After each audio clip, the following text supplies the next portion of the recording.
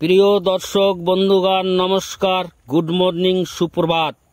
আসি যাইছি নূতন আপডেট নেই, ଏକ ଗୁରୁତ୍ୱପୂର୍ଣ୍ଣ ଖବର ନେଇ ପାଣିପାଗ ବିଷୟରେ, ଯାହାକି ଆପଣମାନେ ନିହାତି ଦେଖିବା ଦରକାର। ଦୟାପୂର୍ବକ ଖବରଟିକୁ ସମ୍ପୂର୍ଣ୍ଣ ଭାବରେ ଦେଖିବେ ବୋଲି ଅନୁରୋଧ।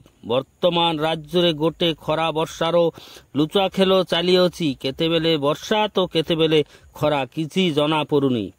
ଓଡ଼ିଶା ରାଜ୍ୟରେ 20ଟି ଜିଲ୍ଲାରେ ୟେଲୋ ଆଲର୍ଟ ଏବଂ 10ଟି ଜିଲ୍ଲାକୁ ଗ୍ରୀନ୍ ଆଲର୍ଟ ଜାରି ହୋଇଥିବା ବେଳକୁ ପାଗ ଶୁଖିଲା ଏବଂ ଶୀତର ଆଗମନ ବୋଲି ଜଣାପଡ଼ୁଅଛି। ଆଜି 6 ଅକ୍ଟୋବର ସୋମବାର। ପାଣିପାଗ ବିଷୟରେ ଜାଣିବା ପୂର୍ବରୁ ଯଦି ଆମ ଚ୍ୟାନେଲଟିକୁ ସବସ୍କ୍ରାଇବ୍ କରିନାହାନ୍ତି କି ଫଲୋ କରିନାହାନ୍ତି, ତେବେ ସବସ୍କ୍ରାଇବ୍ ଏବଂ ଫଲୋ କରି ବେଲ୍ଟିକୁ ଅନ୍ କରନ୍ତୁ। ଆମ ସାଙ୍ଗକୁ ରୁହନ୍ତୁ, ଯାହାକି ଲେଟେଷ୍ଟ ଅପଡେଟ୍ଟି ସର୍ବପ୍ରଥମେ ଆପଣମାନେ ପାଇପାରିବେ। ଆସନ୍ତୁ ଏବେ ଜାଣିବା 20ଟି ଜିଲ୍ଲା ବିଷୟରେ।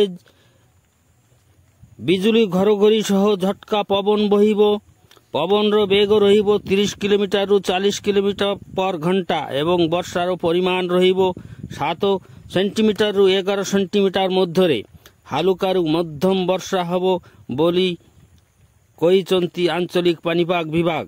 ଜିଲ୍ଲାଗୁଡ଼ିକ ହେଲା ସୁନ୍ଦରଗଡ଼, ଝାରସୁଗୁଡ଼ା, ବରଗଡ଼, ସମ୍ବଲପୁର, ଦେଓଗଡ଼, ଅନୁଗୁଳ, ଢେଙ୍କାନାଳ, କେନ୍ଦୁଝର, ମୟୂରଭଞ୍ଜ, ବାଲେଶ୍ୱର, ଭଦ୍ରକ, ଯାଜପୁର, କେନ୍ଦ୍ରାପଡ଼ା, କଟକ, ଜଗତସିଂହପୁର, ପୁରୀ, ଖୋର୍ଦ୍ଧା, ନୟାଗଡ଼, ଗଜପତି ଏବଂ ଗଞ୍ଜାମ ଜିଲ୍ଲାରେ ସାମାନ୍ୟରୁ ମଧ୍ୟମ ବର୍ଷା ହେବ ବୋଲି କହିଛନ୍ତି ଭୁବନେଶ୍ୱରର IMD। ଗ୍ରୀନ୍ ଆଲର୍ଟ ଜାରି ହୋଇଥିବା ଜିଲ୍ଲାଗୁଡ଼ିକ ମୁଖ୍ୟତଃ ଭାବରେ ଶୁଖିଲା ରହିବ, ମେଘୁଆ ପାଗ ରହିବ।